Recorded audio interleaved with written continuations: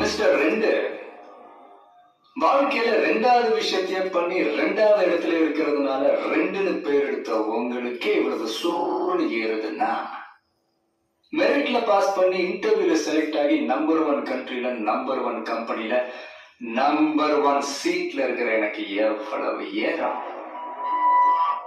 சவால் விடும்போது ரொம்ப சாக்கிறதையா விடணும். அது என்ன சொன்னீங்க? பிராண்டிங்.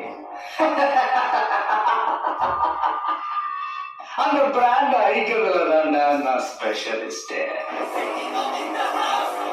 இப்ப சொல்ற மிஸ்டர் ரெண்டு, உனக்கு மேல இருக்கிற ஒண்ணு அதான் தலைவன். அந்த பிராண்ட நான் அழிக்கிறேன்.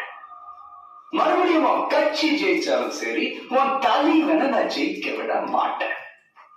அவர் எந்த தொகுதியில நின்னாலும் நான் அங்க எதிர்த்து நிக்கிறேன். அந்த பிராண்ட நான் கீழே